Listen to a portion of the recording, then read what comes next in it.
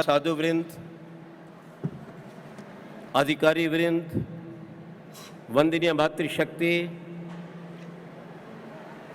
देश धर्म की भावी आशाओं, युवाओं और युवतियों और दूर दूर से आए हुए हमारे आर्य बंधुओं, महर्षि दयानंद का जन्म ये भारत का सौभाग्य था। उनके जीवन का लक्ष्य था कि भारत को पुनः स्वतंत्र किया जाए, परतंत्रता की बेड़ियों से मुक्त किया जाए, पाखंड को दूर किया जाए, माताएं जो पैर की जूती समझी जाती थी सिर का ताज बनाया जाए, गौओं को रक्षा की जाए, आयुर्वेद और गुरुकुलों का पुनः प्रचलन हो। लेकिन आप ये जानते होंगे कि महर्षि दयानंद गुजरात से थे और गुजरात के लोग बहुत मीठे होते हैं। कैम छे, किया छे, सू छे, किए जाए छो, सब मीठा मीठा खाते हैं।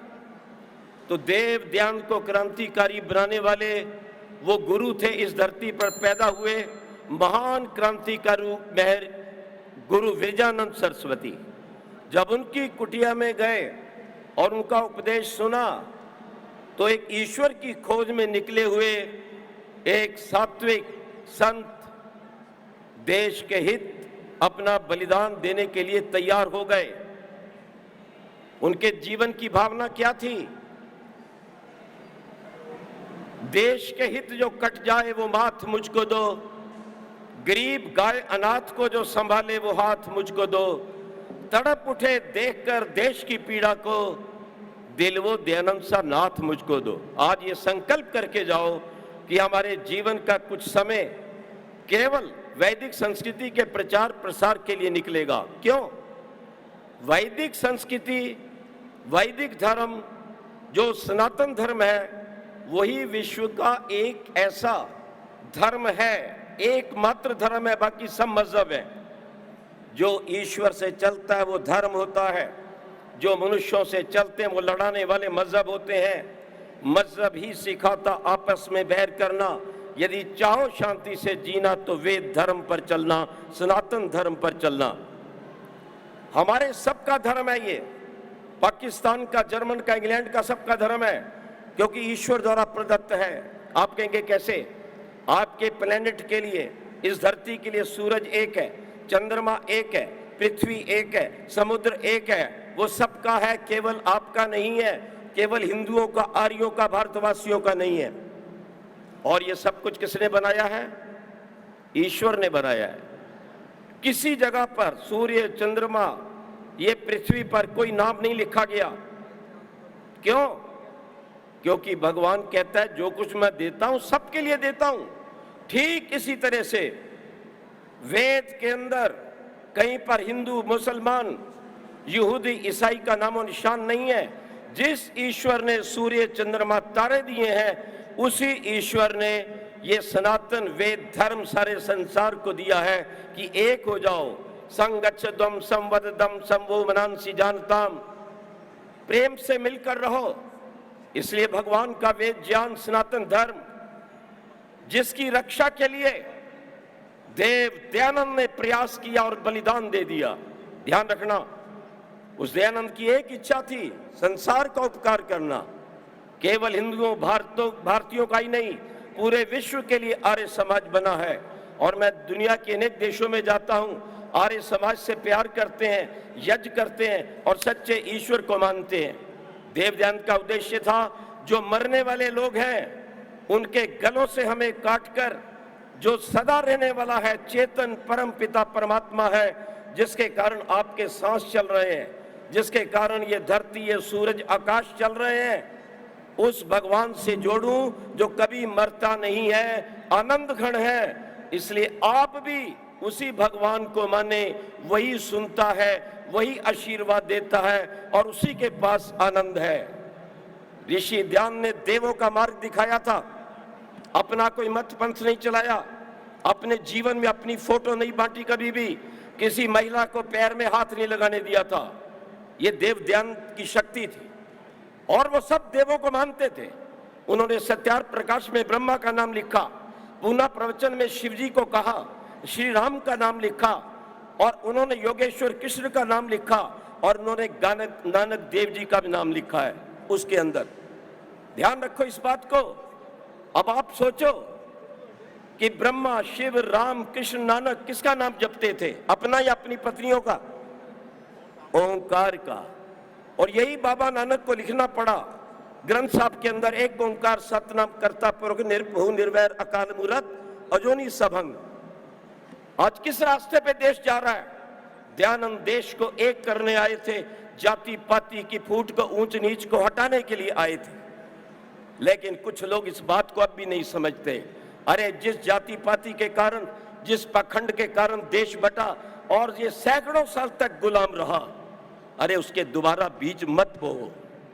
नानक जी सुनिए योग युगत तन पेद, सुनिए शास्त्र सिमरत वेद, नानक पक्ता सदा विकास, सुनिए दुख पाप का नाश। ऐरन मत वेद हथियार, दीवा बले तो अंधेरा जाए, वेद पाठ मती पापा खाए। वेदों में नाम उत्तम, कान खोलकर सुनो पंजाब के लोगों, ऐ तुहानू मैं दस रहा, गुरुआ दे मार्ग च आ जाओ। अगर भारत को, अपनी आप को, शांति को, अपनी संस्कृति को, और यदि अपने धन दौलत को बचाना है तो गुरुओं के मार्ग पे आ जाओ। वेदों में नाम उत्तम सो सुने नहीं, फिर ही जो बेता लिया, कह नानक जिन सच तजिया, कूड़ लागा जन्म जुए हारिया। कितने कठोर शब्द है नानक के। तितगी होम जगसत पूजा कार्य सोहे, हवन करो एहा संध्या परवान है, जित प्रभु संग मेरा चित आवे, माया मोह जलावे। कहां चले गए हम? मुझे किसी ने कहा वहां बड़ी कन्वर्शन होती है। मैं गोवा चला गया और मैंने एक ही बात कही थी, अरे अपने धर्म को मत बेचो, जो आलू बैंगन टमाटर नहीं है, जो कुछ सहायता देते ले लो। और मुझे जेल में कर दिया गया। मैंने कहा बड़े शरीफ आदमी होते हैं ये। और याद रखो, जिसके नाम से स्कूल कॉलेज चल रहे हैं और आज ये पंजाब की धरती आगे से बर्बाद होने जा रही है, उसको संभालो। अपने गुरुओं के वेद के मार्ग पर आ जाओ, ऋषि ध्यान के मार्ग पे आ जाओ। और ऋषि ध्यान वो व्यक्ति थे जिन्होंने देवों का काम किया। श्री राम का भी मंदिर बना है। बोलो श्री राम ने क्या पढ़ा गुरु के चरणों में जाकर? नहीं मालूम आपको? वेद पढ़ा था। क्या डाला गले में? यज्ञो पुहित डाला था। क्या करते थे? हवन करते थे। किसकी सेवा करते थे? गुरुओं की और गाय की सेवा करते थे। क्या नाम था देश का उस समय? आर्यवर्त। जिस समाज में पैदा हुए क्या नाम था? आर्य समाज। सुबह सुबह अयोध्या की सड़कों से किसकी सुगंध आती थी? हवन की। कैसे पैदा हुए राम? हवन के द्वारा पुत्रेष्टि यज्ञ किया था। राम की संस्कृति को, गुरु नानक देव जी की संस्कृति को अगर दुनिया में पहुंचाया है तो महर्षि देवध्यान ने पहुंचाया है। खोल कर देख लो, इतिहास पढ़ के देख लो।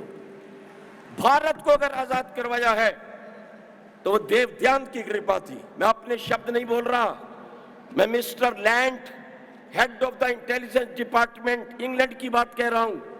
वो क्या कहता है? The most dangerous movement against British Empire is the followers of Arya Samaj. अब भारत में रहना हमारा मुश्किल है अंग्रेजों का, क्योंकि देवध्यान के सिपाही जाग गए हैं, क्रांतिवीर मार रहे हैं। अब हमारा टिकना मुश्किल है। हम बोरी बिस्तर बांध के इंग्लैंड आ गए। किसी पार्टी ने देश को आजाद नहीं करवाया। वो काम करने वाले लोग थे, आर्य लोग, जिन्होंने हैदराबाद को जीता, इस देश को बचाया। और सरदार पटेल भी उनके भक्त थे। ब्रिटिश गवर्नमेंट का एक जनसंख्या अधिकारी था, मिस्टर टून, क्या नाम था उसका। वो कहता है कि ऋषि ध्यान को इस बात की क्या चिंता है कि इस देश के अंदर गैर लोग बढ़ रहे हैं। गैर लोग का मतलब जो विदेश से आए, जैसे अंग्रेज लोग, जैसे मुसलमान लोग। फिर वो बात करता है, देव दयानंद को इस बात की चिंता है, अगर ये लोग बढ़ गए तो भारत की प्रभु सत्ता खतरे में पड़ जाएगी। और आज आप खतरे में हैं। देव ध्यान को समझो, 14वें सुमलास को पढ़ो। और जो खंडन मंडन के कारण आप लोग कहते हैं आर्य समाज, संविधान के अनुच्छेद 81 को पढ़ जाओ। क्या लिखा है? It is the fundamental duty of every citizen of the Bharat to have a scientific temper, humanism and spirit of inquiry and reformation. अरे आपका संविधान कह रहा है कि अपने अंदर वैज्ञानिक मादा पैदा करो, जो गलत है उसको छोड़ दो, जो अच्छाई है पकड़ लो। यही तो ध्यान ने झंडा फहराया था खंडन मंडन का। तो हम डरते क्यों हैं? और भारत का धर्म क्या है? मैं पूछता हूं, विद्यालय में जाता हूं, बोलो, कोई कहता हिंदू, मैंने कहा नहीं, भारत का धर्म सत्य सनातन वैदिक धर्म है।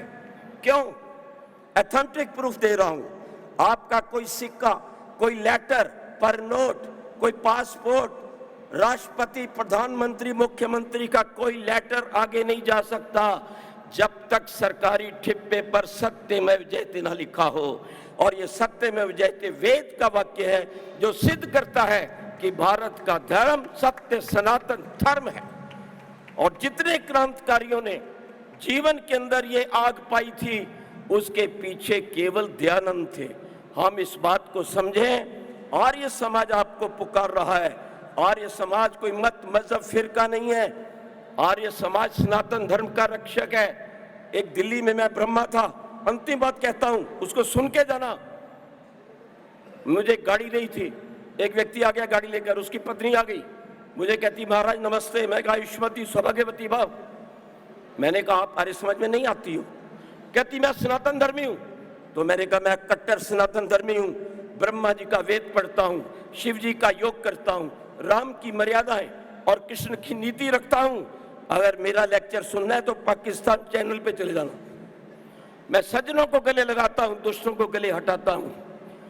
आधे घंटे के बाद जब लौट के आ गए गुरुकुल से, मेरा काम हो गया, वो हाथ जोड़ के कहने लगी ये बातें मेरे पति ने नहीं बताई, मैं अब आर्य समाज में आया करूंगी कि मुझे पता लगा कि आर्य समाज का धर्म सनातन धर्म है।